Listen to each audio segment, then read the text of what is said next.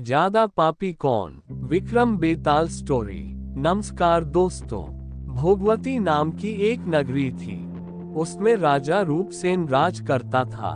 उसके पास चिंतामणि नाम का एक तोता था। एक दिन राजा ने उससे पूछा, हमारा ब्याह किसके साथ होगा? तोते ने कहा, मगध देश के राजा की बेटी चंद्रावती के साथ होगा। राजा ने ज्योतिषी को बुलाकर पूछा तो उसने भी यही कहा। उधर मगध देश की राजकन्या के पास एक मैना थी। उसका नाम था मदन मंजरी। एक दिन राजकन्या ने उससे पूछा कि मेरा विवाह किसके साथ होगा? तो उसने कह दिया कि भोगवती नगर के राजा रूपसेन के साथ। इसके बाद दोनों का विवाह हो गया।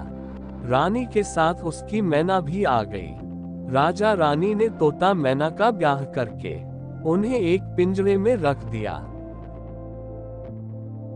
एक दिन की बात है कि तोता मैना में बहस हो गई। मैना ने कहा, आदमी बड़ा पापी, दगाबाज और अधर्मी होता है। तोते ने कहा, स्त्री झूठी, लालची और हत्यारी होती है। दोनों का झगड़ा बढ़ गया तो राजा ने कहा, क्या बात है, तुम आपस में लड़ते क्यों हो? मैना ने कहा, महाराज, मर्द बड़े बुरे होते हैं। इसके बाद मैना ने एक कहानी सुनाई। इलापुर नगर में महाधन नाम का एक सेठ रहता था। विवाह के बहुत दिनों के बाद उसके घर एक लड़का पैदा हुआ।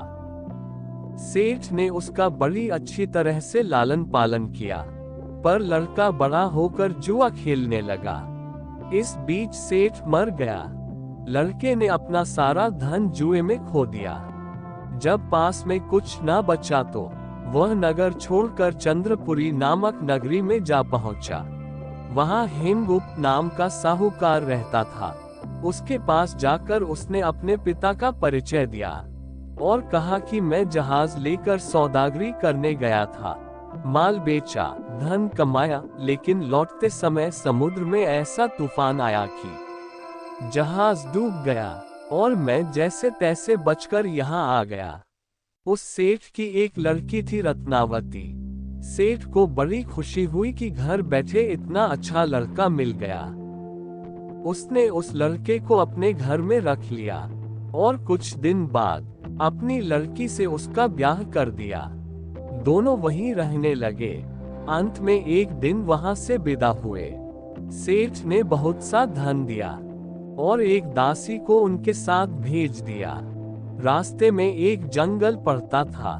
वहां आकर लड़के ने स्त्री से कहा, यहाँ बहुत डर है, तुम अपने गहने उतारकर मेरी कमर में बांध दो। लड़की ने ऐसा ही किया।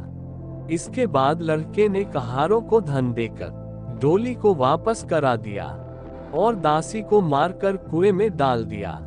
फिर स्त्री को भी कुएं में पटक कर आगे बढ़ गया। स्त्री रोने लगी। एक मुसाफिर उधर जा रहा था। जंगल में रोने की आवाज सुनकर वह वहां आया। उसे कुएं से निकालकर उसके घर पहुंचा दिया। स्त्री ने घर जाकर माँ बाप से कह दिया कि रास्ते में चोरों ने हमारे गहने छीन लिए और दासी को मारकर मुझे कुएं में धकेल कर भाग गए। बाप ने उसका साहस बढ़ाया और कहा कि तू चिंता मत कर, तेरा स्वामी जीवित होगा और किसी दिन आ जाएगा। उधर वह लड़का जेवर लेकर शहर पहुंचा। उसे तो जुए की लत लगी थी। वह सारे गहने जुए में हार गया। उसकी बुरी हालत हुई तो वह ये बहाना बनाकर कि उसको लड़का हुआ है, फिर अपने ससुराल चला। वहां पहुंचते ही सबसे पहले उसकी स्त्री मिली। वह बड़ी खुश हुई। उसने पति से कहा, आप कोई चिंता न करें, मैंने यहाँ आकर दूसरी ही बात कही है। जो कहा था वो उसने बता दिया। सेठ अपने जमाई से मिलकर बड़े प्रसन्न हुए और उन्होंने उसे बड़ी अच्छी तरह से घर में रखा। कुछ दिन बाद एक रोज जब वह लड़की गहने पहने सो रही थी, उसने चुपचाप छुरी से उसे मार डाला और उसके गहने लेकर चंपत हो गया। मैना बोली, महाराज, ये सब मैंने अपनी आंखों से देखा। ऐसा पापी होता है आदमी। राजा ने तोते से कहा, अब तुम बताओ कि स्त्री क्यों बुरी होती है। इस पर तोते ने ये कहानी सुनाई। कंचनपुर में सागरदत्त नाम का एक सेठ रहता था। उसका श्रीदत्त नाम का एक लड़का था। वहां से कुछ दूर पर एक और नगर था, श्री विजयपुर। उसमें सोमदत्त नाम का सेठ रहता था। उसकी एक लड़की थी, वह श्रीदत्त को ब्याही थी। ब्याह के बाद श्रीदत्त व्यापार करने परदेश चला गया। 12 बरस हो गए और वह न आया तो जयश्री व्याकुल होने लगी। एक दिन वह अपनी अटारी पर खड़ी थी कि एक आदमी उससे दिखाई दिया। उसे देखते ही वह उस पर मोहित हो गई। उसने उससे अपनी सखी के घर बुलवा लिया। रात होते ही वह उस सखी के घर चली जाती और रात भर वहां रहकर दिन निकलने से पहले ही लौट आती। इस तरह बहुत दिन बीत गए। इस बीच एक दिन उसका पति परदेश से लौट आया। स्त्री बड़ी दुखी हुई। अब वह क्या करे। पति हारा थका था। जल्दी ही उसकी आंख लग गई और स्त्री उठकर अपने दोस्त के पास चल दी। रास्ते में एक चोर खड़ा था। वह देखने लगा कि स्त्री कहाँ जाती है।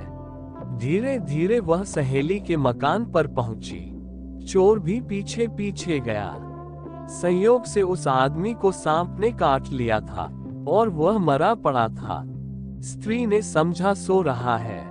वहीं आंगन में पीपल का एक पेड़ था जिस पर एक पिशाच बैठा ये लीला देख रहा था। उसने उस आदमी के शरीर में प्रवेश करके उस स्त्री की नाक काट ली और फिर उस आदमी की देह से निकलकर पेड़ पर जा बैठा। स्त्री रोती हुई अपनी सहेली के पास गई। सहेली ने कहा कि तुम अपने पति के पास जाओ और वहां बैठकर रोने लगो। कोई पूछे तो कह देना कि पति ने नाक काट दी है। उसने ऐसा ही किया। उसका रोना सुनकर लोग इकट्ठे हो गए। आदमी जाग उठा। उसे सारा हाल मालूम हुआ तो वह बड़ा दुखी हुआ। लड़की के बाप ने कोतवाल को खबर दे दी। कोतवाल उन सब को राजा के पास ले गया। लड़की की हालत देखकर राजा को बड़ा गुस्सा आया। उसने कहा, इस आदमी को सूली पर लटका दो। वह चोर वहां खड़ा था।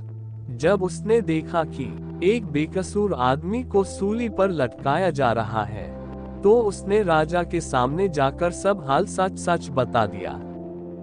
बोला, अगर मेरी बात का विश्वास न हो तो जाकर देख लीजिए। उस आदमी के मुंह में स्त्री की नाक है। राजा ने दिखवाया तो बात सच निकली। इतना कहकर तोता बोला, हे राजन, स्त्रियां ऐसी होती हैं। राजा ने उस स्त्री का सिर मोड़वाकर गधे पर चढ़ाकर नगर में घुमवाया और शहर से बाहर छुड़वा दिया। ये कहानी सुनाकर बेताल बोला, राजा बताओ कि दोनों में ज्यादा पापी कौन है। राजा ने कहा, स्त्री। बेताल ने पूछा, कैसे। राजा ने कहा, मर्द कैसा भी दुष्ट हो उससे धर्म का थोड़ा बहुत विचार रहता ही है। स्त्री को नहीं रहता, इसलिए वह अधिक पापिन है। राजा के इतना कहते ही बेताल फिर पेड़ पर जा लटका। राजा लौट कर गया और उसे पकड़ कर लाया। रास्ते में बेताल ने 5वीं कहानी सुनाई। दोस्तों, आपको ये कहानी कैसी लगी? आप अपने कमेंट के द्वारा हमें अवश्य बताएं और ऐसी ही कहानियां सुनने के लिए हमारे चैनल को लाइक करें और सब्सक्राइब करें और शेयर करना ना भूलें। ये वीडियो देखने के लिए आपका धन्यवाद।